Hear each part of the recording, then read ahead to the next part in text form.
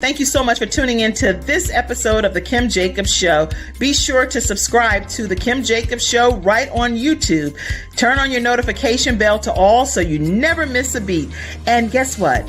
Every time you watch, you're going to receive a real relevant and relatable guest that's going to share with you a piece of the puzzle on this journey called life that will help you be able to manage just a little bit smoother.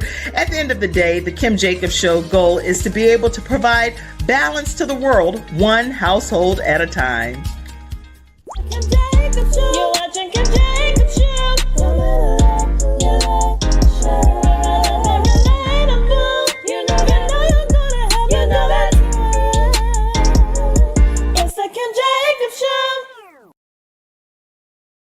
Hello, everyone, and welcome to the Kim Jacobs Show. How are you, Dr. Poonam?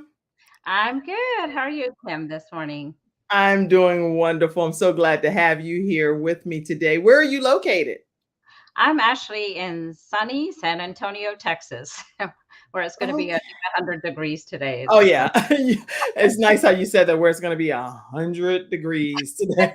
It's going to be a hot one out there. I'm in Charlotte, North Carolina. I'm in the Charlotte, North Carolina area, and it's about 80, some 90 degrees here too. So not as hot as Texas, of course, but we don't go out. We don't go out in the daytime. That's funny. We have air conditioning everywhere. Wow. Listen, I am so glad to have you on today, and I'm hoping that as everyone that tunes in today, you all go ahead and you invite your friends, your family, your coworkers, and just spread the word that Dr. Poonam is here today to talk with us. We're going to be talking about, tell everybody what we're talking about today, Dr. Poonam, so they'll get their minds ready. We're going to be talking about how to defy the odds in life, especially when it comes to having limits. That's good. I knew you would say it. The way you actually have a voice that's very soothing, and it draws people in that regard. So that's a good thing. So I am excited because today, as we talk about defying the odds, all of us have different circumstances, situations that we've encountered along our journeys in life. But at the end of the day, we have to figure out how to get through them, get over them, so that we can continue on in the path that we believe God would have us to go. So today, as Dr. Poonam Sharma talks to us, we're going to walk away with some great tips that I believe will really help you be able to embrace your own journey in life. So right after this commercial break, we'll be back, and I'm going to formally introduce her, and we're going to get started. Make sure you share this broadcast with your friends, and welcome Dr. Poonam. All right, we'll be right back. I'm attorney Kenneth D. Snow, and at the Snow Legal Group, justice is our job. For more than 20 years, Attorney Snow has been fighting for justice and winning cases in the Carolinas by providing aggressive representation in criminal defense, domestic violence, family law, serious injury, and wrongful death. If you've been injured or lost a loved one in an accident, including tractor trailer or rideshare, you need the Snow Legal Group by your side, fighting for justice and fighting for you. Visit snowlegal.com. Call 704-358-0026 for a free virtual consultation. Located at 6827 Fairview Road, Suite D in South Park. All right, everyone. And we are back. We're talking with Dr. Poonam, and we're going to learn more about her right now. She has a doctorate in counseling psychology from the University of Texas at Austin. She has been practicing as a psychologist for over 25 years, and she loves helping her clients defy the odds by providing them with clarity and support as they face life's challenges. She's been personally trained as a speaker by the legendary Les Brown and is available to speak about stress, relationships, overcoming challenges. Actually, I think those would be some of the buckets that we talk about today: stress, relationships, and overcoming life's challenges. She is the author of the award-winning book, Strong Women, Strong Love, The Missing Manual for the Modern Day Marriage, She is happily married with 2 daughters and has a strong network of loving family and friends who share and enrich her life. Welcome, Dr. Poonam Sharma, to the Kim Jacobs Show. Thank you. Thank you. I'm very happy to be here and for us to talk about some really good topics today. Yes. Okay, so let's just kind of start with life, because your life probably brought you to where you are today, and even having this passion to help other people. What part of your life would you want to share that would help us better understand your passion for becoming a psychologist? Yeah, so looking back now, I'm in my 50s now, and at this phase of life, you're looking back, starting to look back more than forward. And when I look back, connecting the dots, for me, my story started actually. I mean, for all of us, the story starts the day we're born. But for me, on the day I was born, I was actually born with spina bifida. Oh, wow. I didn't know that. Okay, and so when I was born, my parents were told that I didn't have a future. They were told that I would never walk, that I would never be independent, that, there was just a lot of sadness around my birth, in terms of the Interesting. limitations that were there. Hmm. But my parents really had, my father especially had this attitude of, well, we've been given this responsibility. We have a child with these physical limitations, and we're going to do our best. And they both showed up in that way. They both showed up in a way to really support me throughout my life. And Right. I think it's very interesting that now, as a psychologist, I pretty much do that for people too, right? People are in a vulnerable place or feeling Yeah. stuck or limited by life in some way, and I show up to try to help them find their way through. And That's so awesome. connect it all the way back. Yeah. Well, but even before you go into even more of your story, how important is it for parents to embrace their child's limitations or disabilities and still work with them through those? Because your parents did that, but not all parents are receptive to that. What advice would you give parents that do have children that have special needs, just to encourage them? I would actually extend what I'm going to say to everybody. I think there's an illusion that we don't have limits. We all have limits. That's It's good. just minor, minor, more visible. I have an orthopedic limitation at this point. If I walk, you can notice that. So mine just happens to be out there. Okay. But we all have limits because anything that's alive has physical limits. Right. And that is, I think it's really tough, I think, in the United States because the messaging is the opposite of that. You don't have any limits.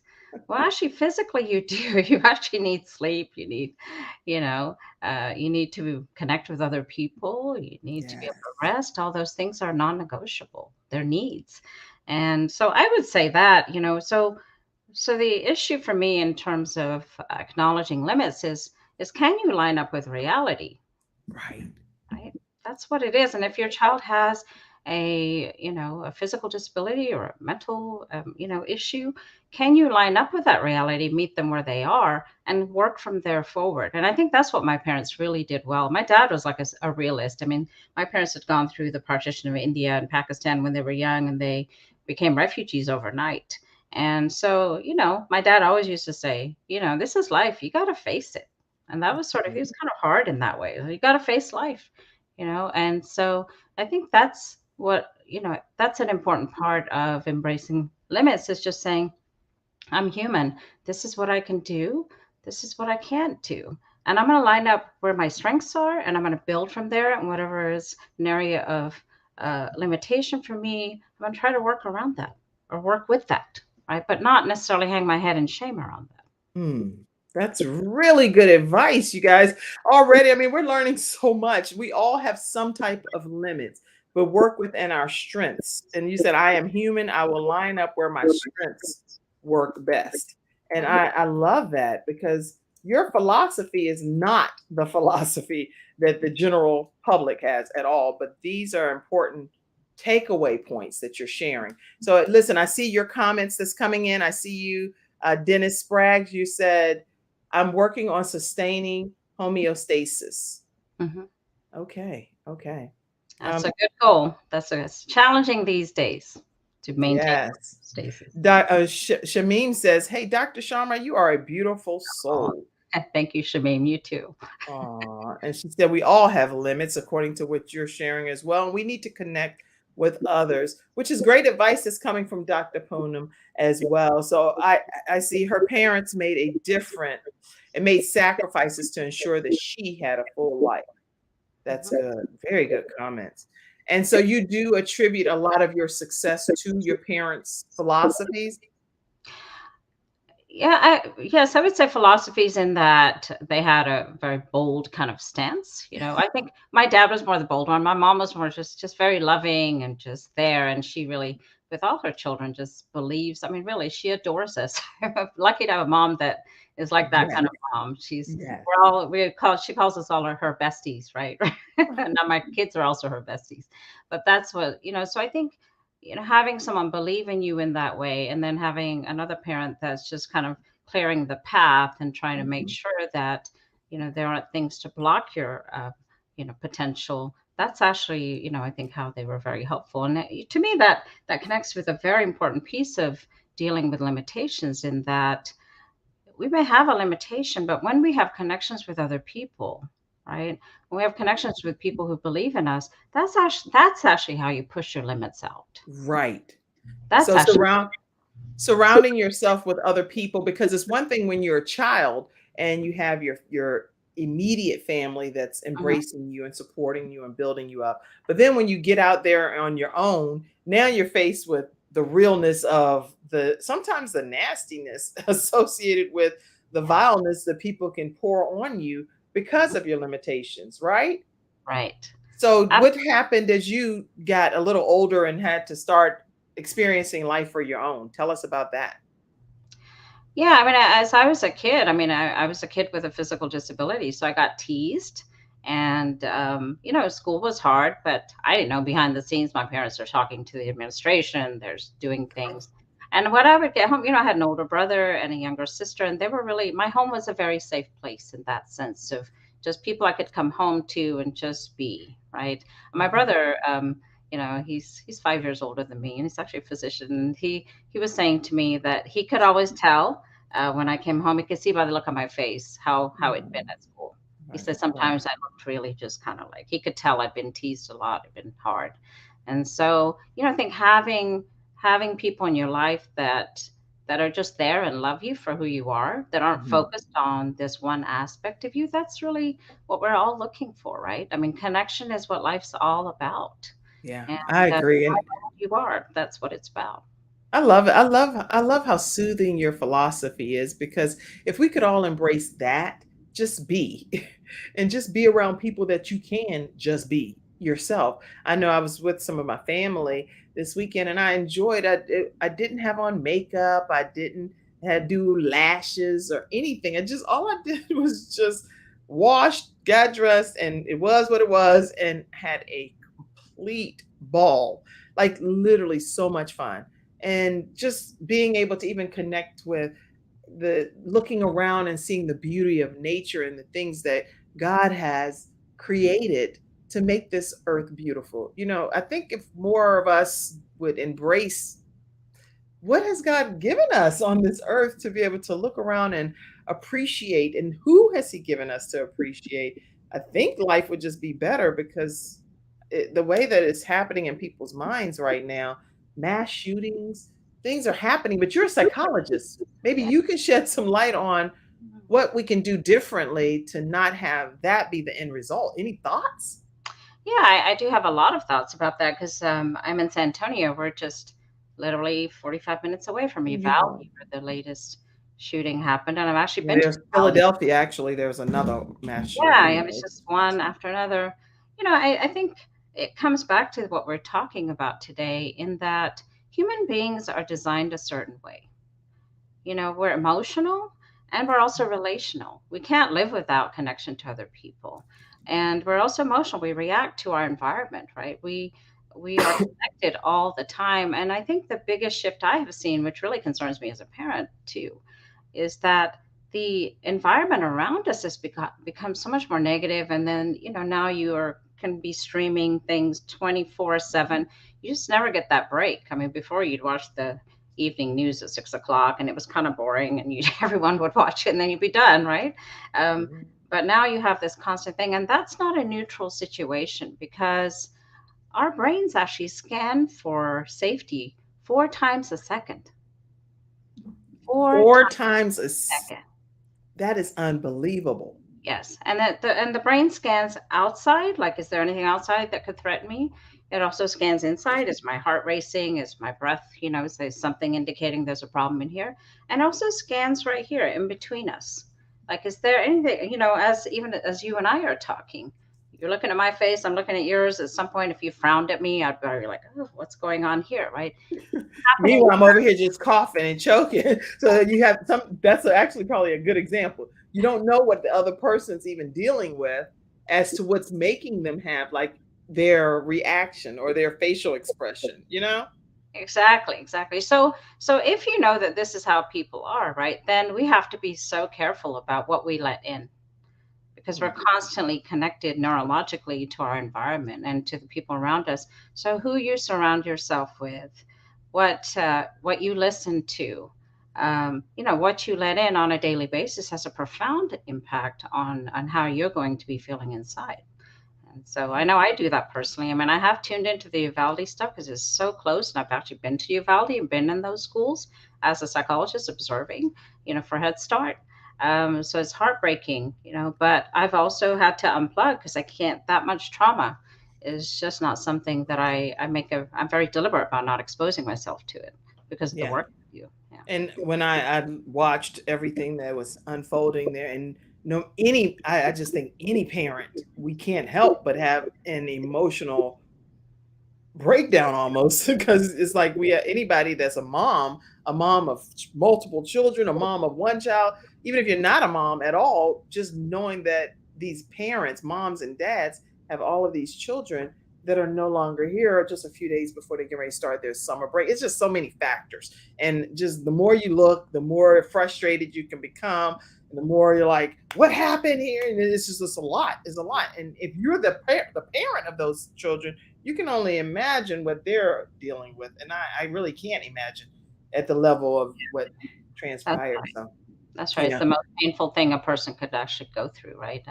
Supporting a couple of people right now who've had children that they've lost. And so, it's not something that we can really grapple with on a constant basis without being terrified ourselves. Yeah.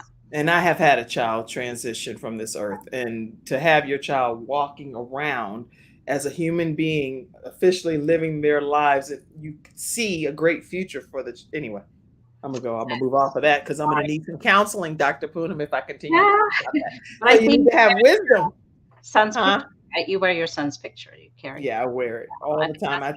Whenever I get buried, if you come to the funeral and I don't have this pin on, somebody have a paper version, just throw them in the casket because I want this close to my heart. Anyway, I'll get way too. You're still his mom.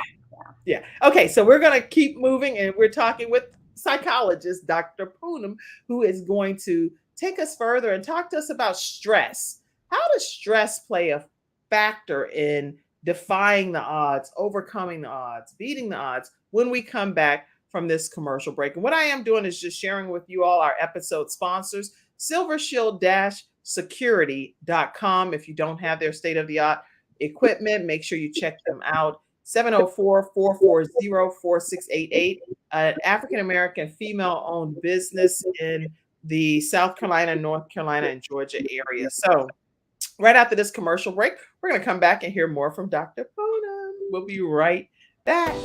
It's not just another day. It's a brand new day, full of all the fun, love, and laughter you and your family create.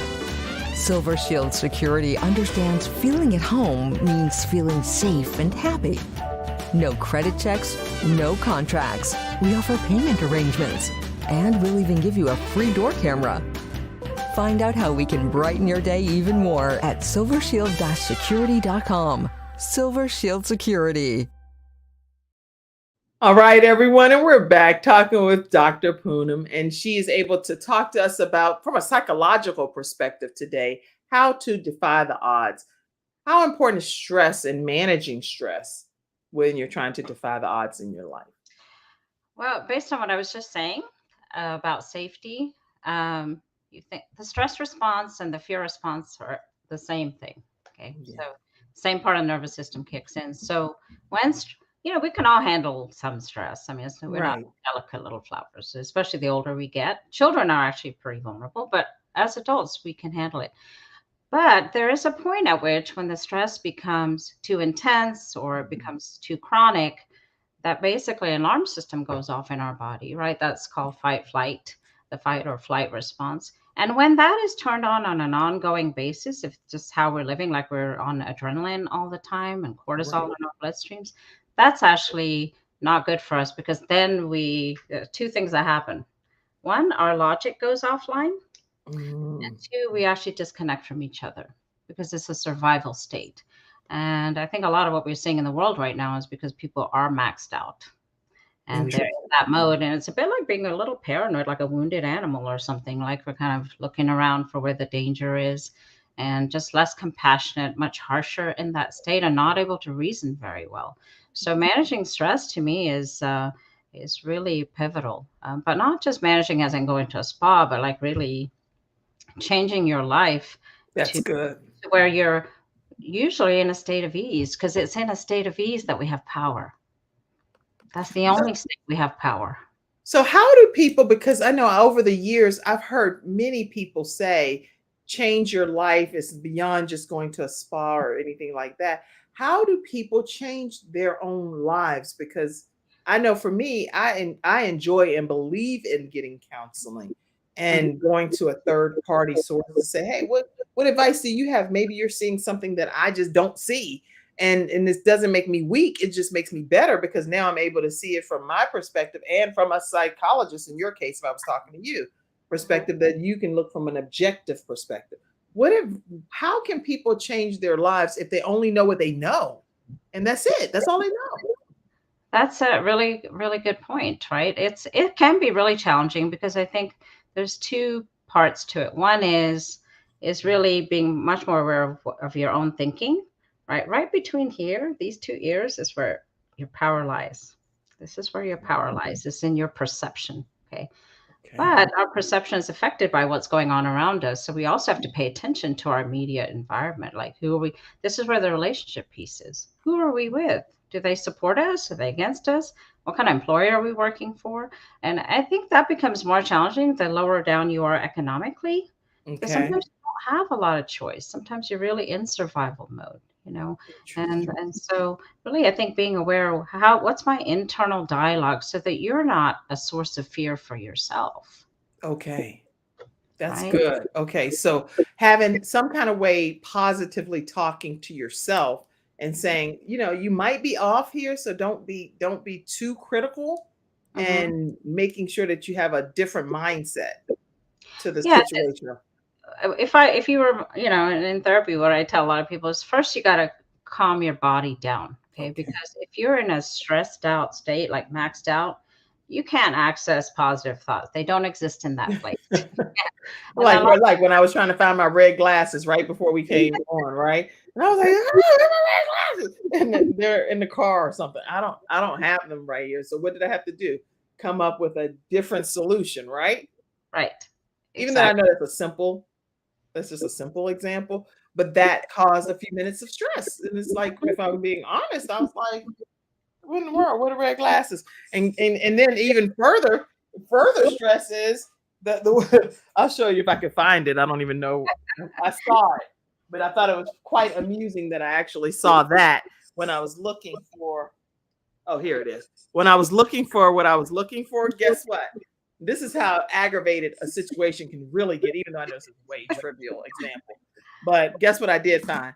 A broken pair. Oh, I found my broken pair. I was like, now, do you think I really want to find my broken pair?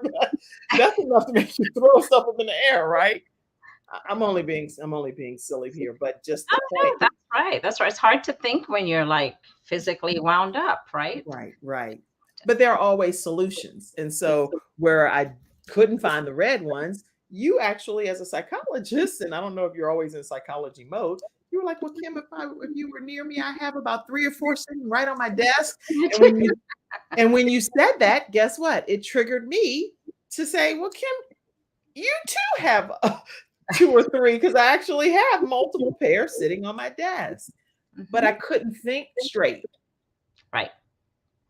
That's right. So That's here, it. a third party, even though y'all that are watching, this is just really basic example. A third party, somebody that's not inside the picture frame, because we're in our own picture frame, so all we can see is ourselves, and we're like, yeah, I look good. I think I'm doing good. But then you realize you forgot your red glasses and they're in the car. but Dr. Poonam could see me from a different lens. And so she was able to say something that triggered me to think differently. I love it. I love that. Yeah, I think that's a perfect example because it really is this little stuff that we're talking about. This is what our life actually looks like. This is not the movies, right? It's about, oh, I can't find my glasses. Or I was talking to my daughter. I was like, my throat is not quite it's just not very smooth, my voice this morning, because I'm feeling a little sleepy still. And she's like, oh, Mom, you told me that you should eat an apple. I said, okay. Oh, great idea. I ate an apple. Now your daughter. Yeah, she came up with that, right?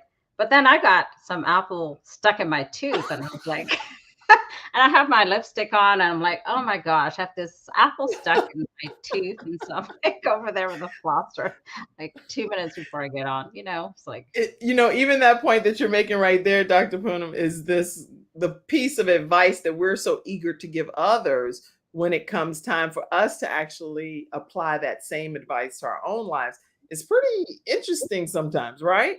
yes. But you know what I did do after that, because I was aware, I was kind of a little revved up, and I just literally just took a few deep breaths. I said, okay, come back here, put away the whole flosser, and just, come back here and take a breath. And that is actually the most powerful thing we have, is actually our breath. It's always with us. If you can change the quality of that to something that calms you, settles you, that's actually how you start to settle that nervous system down. Wow. Get your thinking back online, get your heart back online. That's good. Okay, well, Dennis says yes, ma'am, and Shamim says eat an apple, yes. Oh, and then what? Somebody else? What? I didn't even notice those old things. Your black is beautiful. Oh, thank you for the compliment.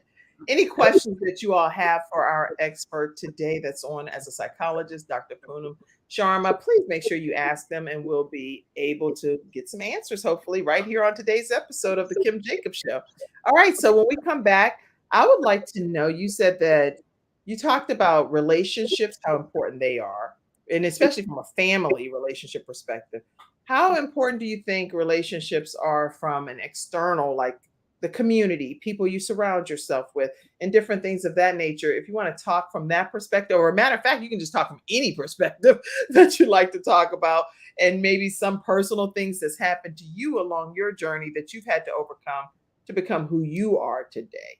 I'd love to hear that when we come back after this commercial break. If you all have not used Attorney Charles Everidge with Hunter Everidge Law Firm, they deal heavily with some disability cases. You may have even gotten like a denial or something. Make sure you reach back out to them. If you have a wrongful death of a loved one and you're trying to find out someone that can actually represent you, give them a call at 704-377-9157 and let them know that the Kim Jacobs Show sent you their way. We'll be right back after this commercial break with Dr. Poonam Sharma. We'll be back.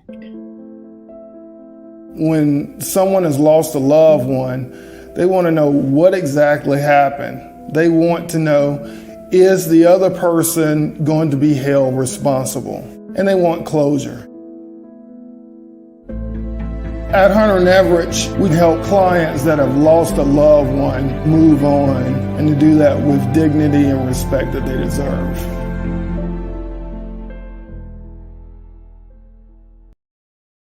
All right, everyone, and we are back. We're back with Dr. Poonam. And which direction do we want to go in first? You want to talk more about your child, not just your childhood, but your life, because you've become a psychologist, so you've matriculated through school and all kinds of things, and you've been in various walks of life. You're married, you have children, so there are so many pieces to your puzzle. What piece of your puzzle would you want to share with us to help people see what you've had to overcome to become who you are today?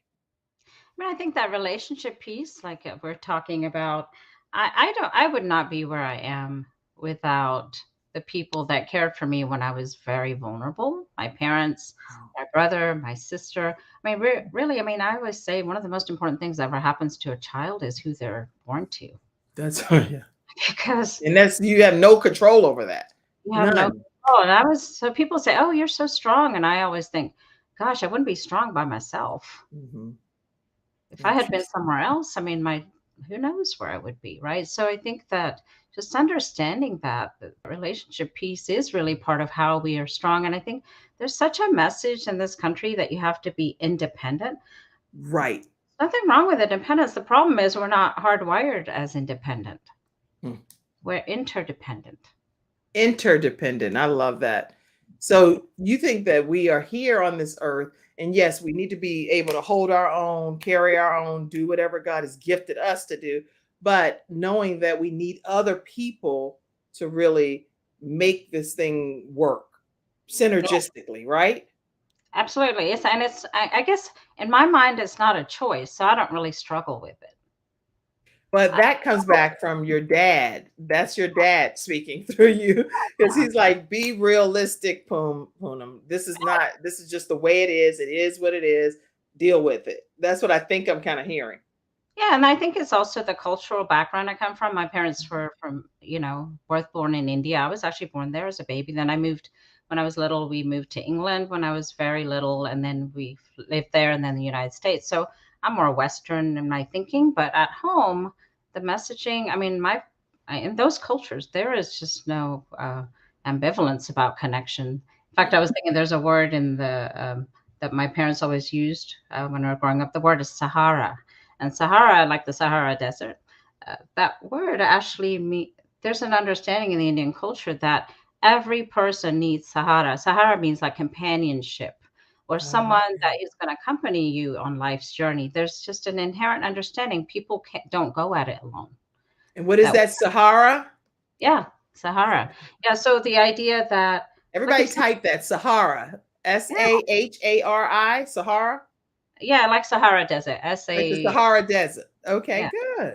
Like that. But the idea that we need other people on life's journey with us. I mean, it's just sort of a given. So if someone, let's say they lost their spouse, they might ask, who will give this person Sahara? Like there's the community will ask that, right?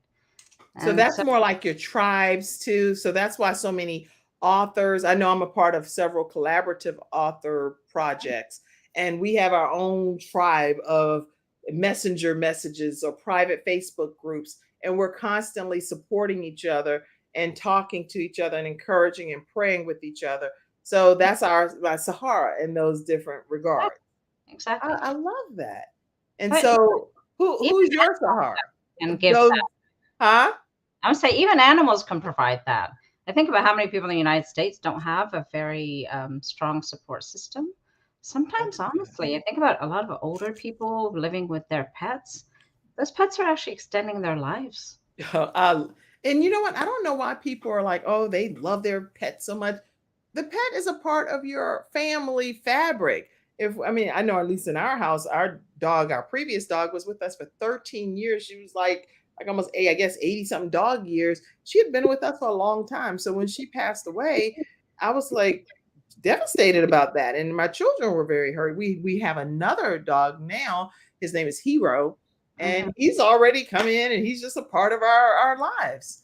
And it does make a difference, That's right. They're a source of, because every life needs comfort, right? And if you don't have people around you, we still need comfort. And some people find that through their pets. Even our connection spiritually, our connection with God, if we believe in that can be a source of comfort.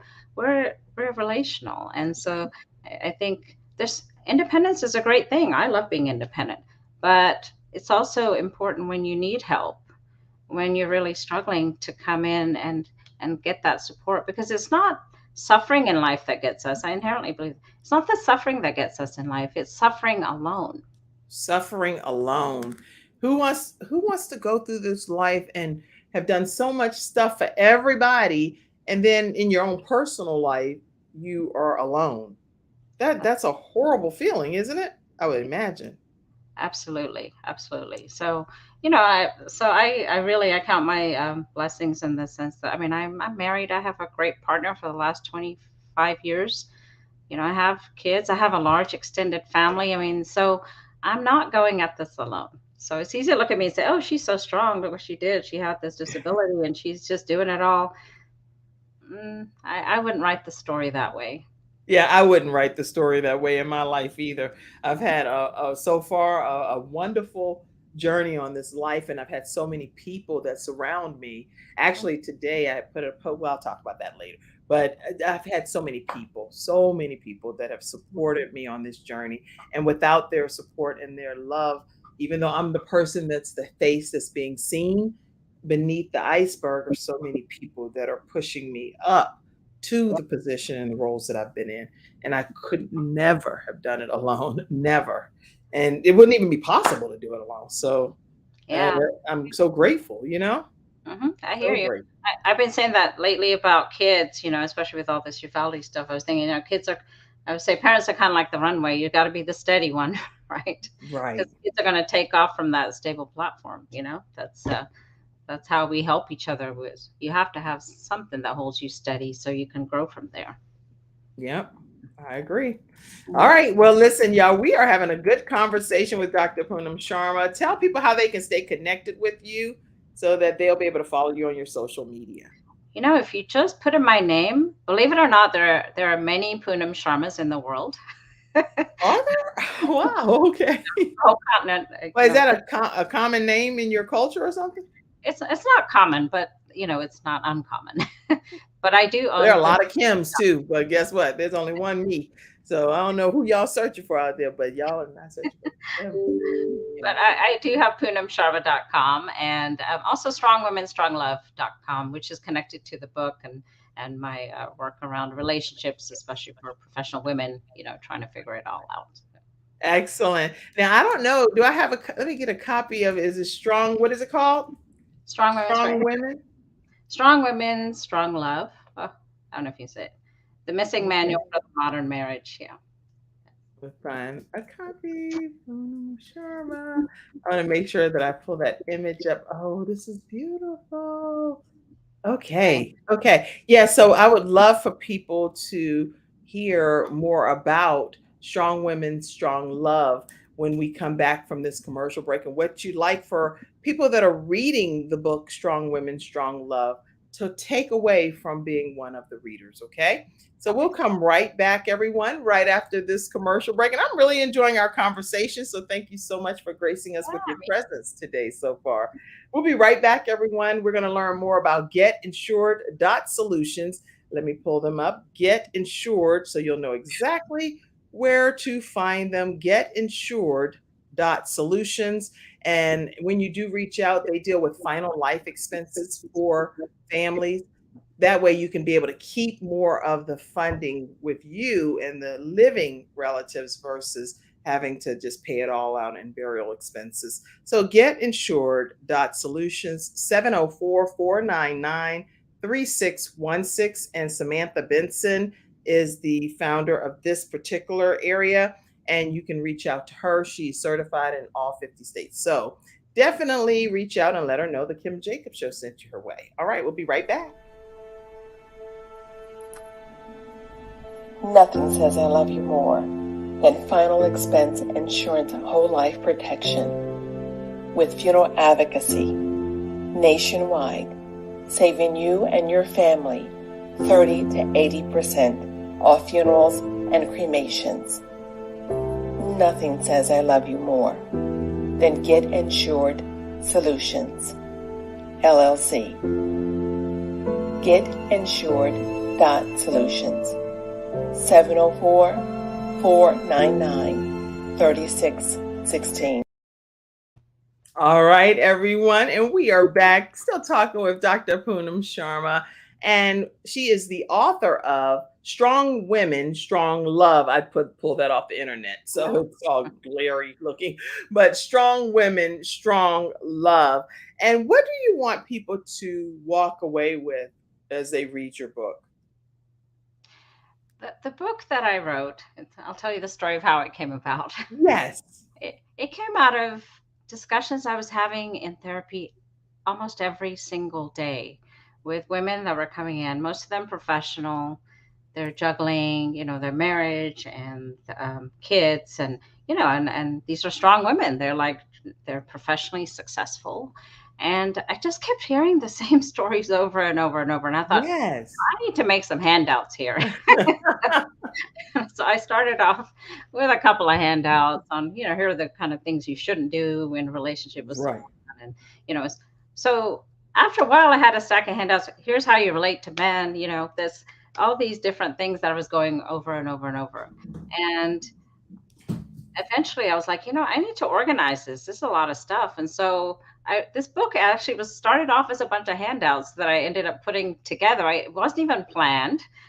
I had somebody help me clean it up and organize it, so it made some sense. But it was really a reflection of what I was hearing all the time.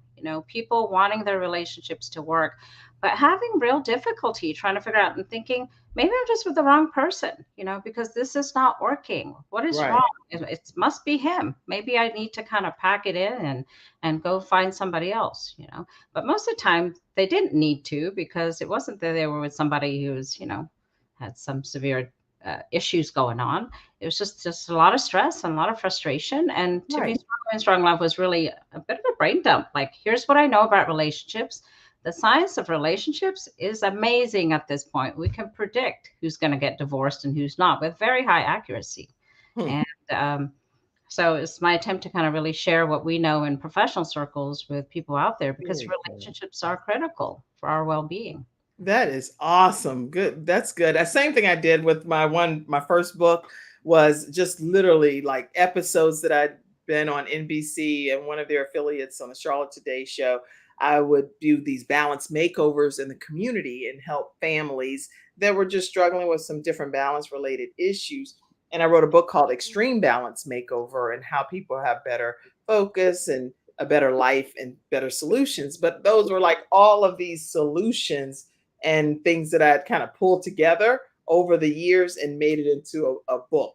That's some very helpful tips if you apply them, So, hey, Dennis says, much love to strong women. Yes. And to the women that are not feeling so strong, much love to you too. Thank you so much, Dennis, for your positivity on today's episode. Good morning, ladies. Good morning to you, the Facebook user that just popped on. We are glad to have you. His push fueled your drive until this day, talking about your dad. Yes, I see you. I see you. Okay, so keep your comments coming in and I'll pop them up on today's episode. If you have questions, make sure you all take a moment to subscribe to the Kim Jacobs Show right on our YouTube channel. You can do that, and make sure you watch some episodes too. Don't just go over there and subscribe. And anytime you are interested in supporting and continuing this level of programming that happens Monday through Friday at 11 o'clock a.m. Eastern Standard Time, make sure you all support as one of our online contributors. Dr. Ann, I want to say thank you as a shout out to you. I do see that you were a financial online contributor this week as well, and want to just say thank you for taking the time to do that. All right, so as we continue on, let's see. I would like to learn more about you personally. You said, that you're a mom, your wife. Can we learn some more? Let's see. Who is this? Is this the husband? That's my husband, Frank. Okay, Yeah. tell us how you met. We met actually when I was in school in Austin, and so we met when I was in school there, and yeah, it's bizarre. I met him when I was about 23 years old, but we did not get married till I was in my early 30s, because my parents had this rule: you're not getting married until you can take care of yourself, right? Oh, that's good. So your parents are wise, huh? I have that same rule with my kids too. Like, yeah, you need to get your own house in order first. And so, yeah, we were together a really long time, dating all through school. And then, in our early, and becoming a psychologist takes a long time. So I didn't get done till I was about 28, 29. Oh, so you literally wait. So you became a psychologist. You had your own, tell us, what are you talking about? You had your own what? Well, I'm just saying, even to get a PhD, you're not done till you're 28, 29 years old. I mean, right, of course. Yeah, and then I had to do an internship, and then we, formally got engaged and got married right after that. So, and very, very good. Okay, so I am going to pop up some more pictures. Let's see. Tell us about this. Oh, so that's my mom and dad when they were in their 20s. My mom was 29 when she had me. She'd had one other child already, but they had an arranged marriage. Oh, get out of here. They never even saw each other until the day they were actually married. I started my book off with that story. fact, my That mom, is so she's wearing a sari, and during her wedding ceremony, she had her head covered. And my dad said, "I didn't know who I was marrying. I didn't know. I didn't even get to see her face." and they were married for like forever, basically. 50 something years, and my dad died in 2013. They were married until he died. Yeah, that's right. But so you clearly they must have fallen in some kind of love with each other. I think, yeah, I mean, obviously they went through so much together, but I think the mentality of that generation was very different. And I think the mentality around, in arranged marriages, looking at the families, like, are they compatible? So it's really paying attention to the entire support system around that marriage too. And That so, for my parents, that divorce is not something that was their generation didn't really think about that. And sometimes for better, sometimes for worse. I mean, like, certainly there are times if someone's in a really horrible situation where it's better to end a relationship. But yeah, they were together 50 plus years. Yeah, it's so unfortunate because I literally don't believe in divorce either, but it doesn't matter sometimes what you believe in if everything that's happening is opposite of what your belief system is, you know? Yep. Yep. What do you There's do in those kind of people situations? out there that you need to get away from. Yeah. Yeah. Okay. So next, tell us about this beautiful picture. So that's my mom. This is not taking too long. My mom is 86 at this point, and that's my big brother, Javesh, and my sister, Nina. And this is my heart. I mean, these are the folks that, are still there for me today, no matter what, right? They're there. So, and my sweet mom in the middle. Yeah. I am so excited about these pictures. Look at that. And your family is so close, and you can tell, and y'all all look alike too. Like a lot alike. Yeah, and we're all oh yeah, that's me. When I Oh, was that's the baby version of you. I know I'm old enough to be in black and white, right? Oh, that's One of funny. the few pictures of me as a tiny, because people didn't take pictures all the time back then like they do now. Right, right. Let's see. Let's see. What else do I have back here? Those are my girls, Lena and Sonia. I mean, this is from a few years ago because they're teens now. I'm like, well, do y'all want to be on? Should I send a picture? I'm like, okay, I'm going to use a picture where people may not recognize you. Oh, that's funny. Did they want you to use a picture that people would have recognized? They Or were okay. They were ambivalent. This is a psychologist, right? I'm like, they're teens. I'll give them a little privacy. right, right. That's what I would think too. But my kids, they're like, Mom, what are you doing with this? I'm like, "Look, guys, just go with me, okay? Because if I'm taking pictures, I think, from a psychological perspective, Dr. Poonam, I have made a conscious decision to take boatloads of pictures, right? Because I used to always take pictures, but then when my son passed away, it was like those are all the pictures I have, exclamation point, period. I mean, I don't have any more pictures other than what I had for the 12 years of his life, right? So now when I take pictures with my children and all of my family members and stuff, people are like, what in the world? Why is she taking so many pictures? I don't even post all of those. I just take hundreds and hundreds and then I'll send them to the different family chats and stuff because we need to have memories and things that it could be the silly poses, you with your mouth revved open. I don't care. And not that I'm putting them all on social media every single time, because I'm going to be putting a lot of pictures too at some point because I want to catch up and just data dump pictures on social media. But keeping from a psychological perspective of managing my time, I don't do that as much as I used to every single day. I do it in blocks of time. That way I can do it when I feel like it. As I was looking for the pictures yesterday to send you, I was like reliving my life, right? Because you're right, it's all captured in these photos. And I was like, my husband and I were like, we were watching little videos of the kids. And, because we had actually adopted both of them. And so, we relived our journey to, at the early days of those adoptions and what that was all about. So, yeah, this photos really do capture your life. It's a story. That's good. Okay. Do I have any more photos? I think that's all I had. Yeah. Let me pull up my now. You have like thousands over there. How many did I have? Okay. Yeah, that was all I had, but it was still, I didn't know what you wanted. It was still wonderful, wonderful, wonderful. So ultimately with you being a psychologist, do you have more tips that you would like to share with people today that with us dealing with, like I said, mass shootings, you're very close to one yourself, 45 minutes away, and you're counseling probably families that are affected by this. And dealing with COVID is so many things: COVID, relationships, stress, um, being forced to kind of homeschool. Not me. I homeschooled actually by choice a few months before COVID hit, and I'm glad. I think that was God's way of preparing me mentally. Yeah. And I was like, "Whoa! I guess everybody needs to homeschool now." But if you're not in that right frame of mind to embrace that, that's a lot to deal with. So there are all kinds of stressors out here. How are you encouraging people to defy the odds and still get to the other side so that they can win at this thing called life? Yeah, I really encourage people to unplug.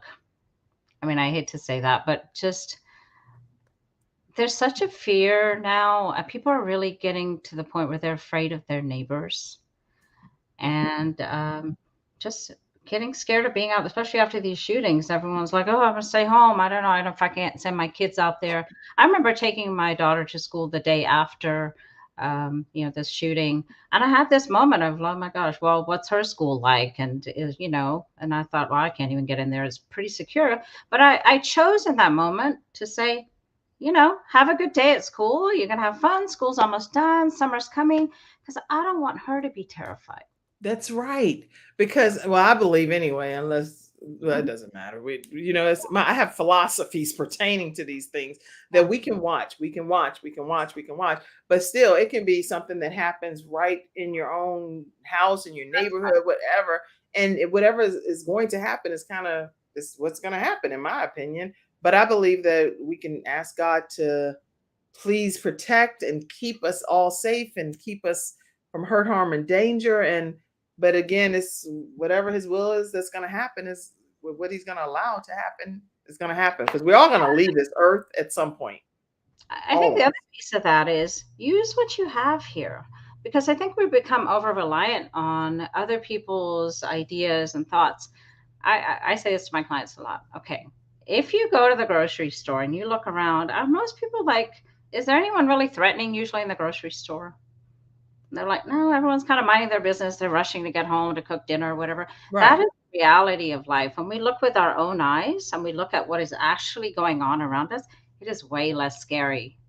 It is way less scary. So that Right. is something very important, is unplug so that you're not like trapped up here with your Right. imagination running wild about stories of how you're going to get hurt and how everyone you love is going to get I hurt. agree. Unplug from that and come back into reality, because reality is usually way better for I most agree. people, right? I So just agree with what you're sharing. And the only thing is that when you see people start to get even hurt in the grocery stores, like in the Buffalo yeah, shooting that was taking place in the grocery store, then it can't help but start frazzing some people out. I am not a person that is stressed about everything that's happening in life, because I know ultimately, whenever I do leave this earth, I'm going to go where I'm going to go with my son, and I'm yeah, going to be in heaven to meet him. mhm, X period. So I gotta get to heaven so I can reunite with my son. That's my personal philosophy. Again, this is Kim's view. This is not about a show or anything else. It's my own personal view. But then there are people that are frantic. But I love how you're saying just unplug, focus on the positives, try to manage how often you're watching and embracing some of these things. Is that what you're saying? yes, yes, I am. And I was just thinking at the beginning of COVID, right? When we didn't really know what was going on with this, we had to be careful. I mean, I actually had a family member going through cancer treatment at that time. It was a terrifying time from that standpoint. We didn't know what this was about. So that caution was actually really warranted. It Mhm. was really warranted. And we had to kind of stay plugged into the news and what do we need to do to take care of ourselves and whatnot. But now, as we're like transitioning out, now it's becoming, endemic. It's now we need to start to kind of be a little bit more thoughtful and about, can we take a risk or not? There are treatments now available, but Right. shifting out of that mode is really hard. So fear, being in fear isn't always a bad thing, is my point. That's a good point. Sometimes you need to, because it makes you be cautious. But when we get stuck in it, that's the issue. when Well, we get you're very inspiring, and that's the right word I could think to say. So if I talk with you instead of only listening to all of the news outlets, I would feel you were like, focus, focus, listen to what I'm saying, listen to, and I'll be like, yes, this is good advice and great feedback. How do people again stay connected with you? Because do you do coaching? What do you do that some things that people can outside of purchasing the book, which we know you can purchase her book, Strong Women, Strong Love, and you can also connect with her on her social media. But her website's poonamsharma.com. And then let's spell that too for those that are the podcast listeners. POONAM Sharma, SHARMA.com. And then Strong Women, StrongLove.com for those that are the podcast listeners. So what kind of services do you offer so that people can really connect with you one off? Yeah, so I'm actually a licensed psychologist. I have a therapy practice, which is usually quite full, but so I do that more locally. But I also do speaking. I've done podcast guesting, and I'm on your show. Honestly, I have a real passion for sharing the things that I'm talking about today because there's so much noise out there. And Les Brown, I did the training with him. Why is that? Well, because I saw him as a positive voice, as somebody really trying to use a voice to do something constructive. And I thought, I'm going to learn from him. I learn from him because I think there's too many. The people have the mic right now. I just don't like what's happening. There's a lot of abuse of power, a lot of scaring people and terrifying them. It's terrible for us. It's terrible Yes, for our it health, is. terrible for our minds. And so, speaking is one of the things that I'm happy to do. And then I'm also putting together a course related to the book. At some point, I'll launch that as well, just to kind of give people really a clear sense of how do you make a relationship really strong, right? How do you do That's that? good. That's good. I'm excited about that. And I think that people are going to benefit from everything that you share, whether it's a workbook, a worksheet, a speaking engagement, whatever you do. And so if you were able to give us one tip that could help us relieve stress, it sounds like breathing is one of the biggest things that I think I'm hearing you say. What do you want to say about that? Yeah, I mean, to settle your body down, I mean, you got to breathe anyway, right? I hope so. I'll run you through a quick lesson. Most of people say, take a deep breath. If you're anxious and stressed, that's not going to work. Right. You gotta slow your breathing down. So often I talk about 3-6 breathing. Breathe into 3, hold it for a second, and do a long breath out. It's on the out breath that the body relaxes. So And try that right now, everybody at home. Yeah. Breathe in for 3. And blow out like a straw. Wow. That's good. That's And just really that you can add to that. Just imagine the stress coming out of your body, as you breathe in, you can say a word to yourself like peace or calm. You can add layers to this, right? But doing this, just sprinkling this throughout your day will at least help prevent things from getting revved up. It's not the solution. Ultimately, we need to change the environment that we're in too, right? We need to make good decisions about who we surround ourselves with and how we're packing our days to make sure that we're not constantly in a state of stress. But breathing is powerful. It's the most important thing we do every day, right?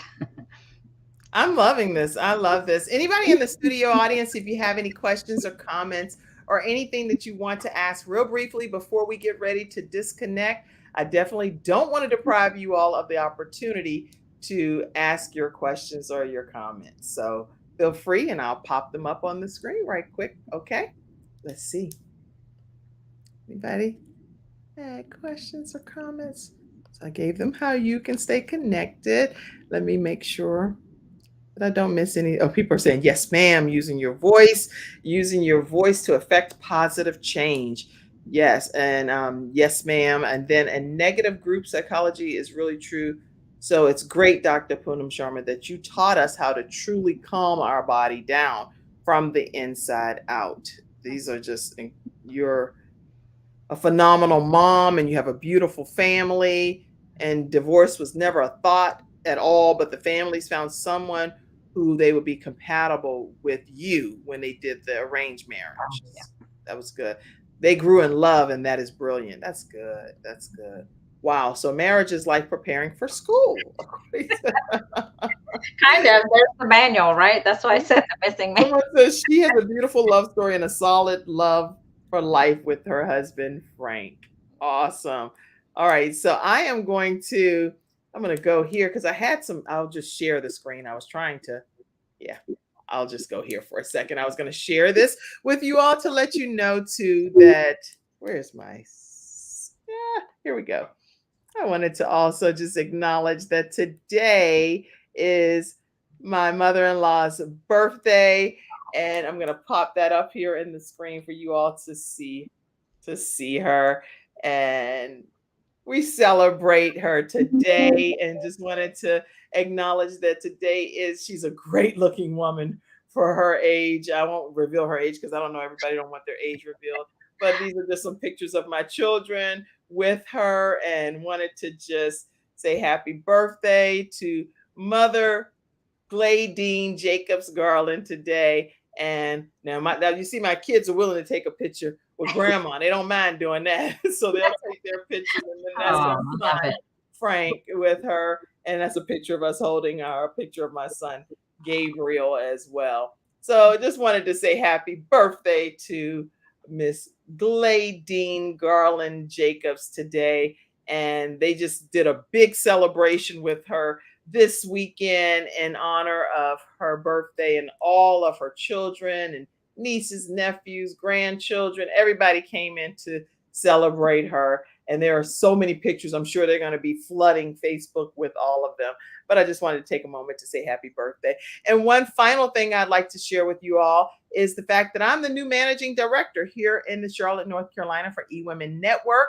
And we have our event coming up on this Wednesday, and it's from 11 a.m. to 3 p.m. So I won't have an episode on Wednesday. We have Sandra Yancey coming in to speak, and she is going to be speaking. It's like she's a CNN hero, so you definitely don't want to miss that. And she's also a 6-time best-selling author. And this is a video that they just came out with that is just introducing me as the new managing director. I'll show you real briefly. Hi, I'm Kim Jacobs, the managing director of the Charlotte, North Carolina chapter of eWomen Network. I am so excited that you stopped to watch this video. I've got good news for you.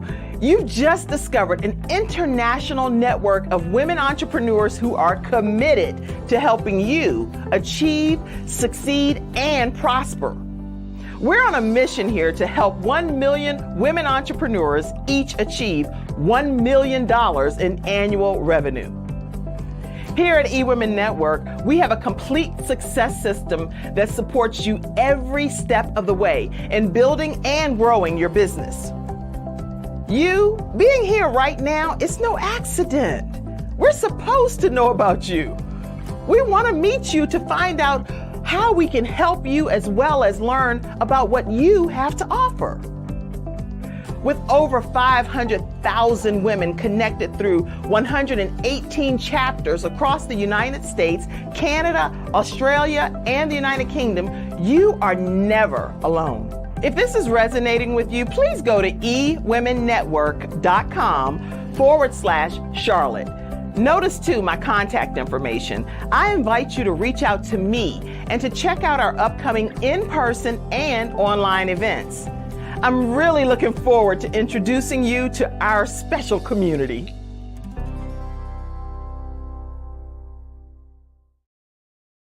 All right, everybody. So that's a new video that just got released. I thought I'd share that with you. And we are going to disconnect. If you want to go to the conference this Wednesday that I'm hosting in Charlotte at the Charlotte Metro Event Center, just reach out to me on social media and I will connect you so that you can get registered. Dr. Poonam, you have been amazing, amazing. Do you have any one final thought you want to share? We're going to disconnect. I was just watching what you're sharing, and I thought that's what it's all about: connection with your family, connection with, other wonderful people out there. Just stay connected. It's less scary that way. Yes. So everybody, we learned that today. Stay connected, breathe, Make sure you have a great family circle around you. And if it's not your family circle, make a family circle. But Right. just all that was positive that came from Dr. Poonam today. If you stay backstage, I'll talk to you for another few seconds. And then everybody else, we'll see you all tomorrow at 11 o'clock a.m. We have another great guest. Dr. Patricia Dennis is going to be on, and she's going to be talking to us about some great tips as well. We'll be right back. We'll see you tomorrow at 11 o'clock a.m. Have a great night, day, night. I've been everywhere, all in different time zones and everything. Have a great one. Bye-bye.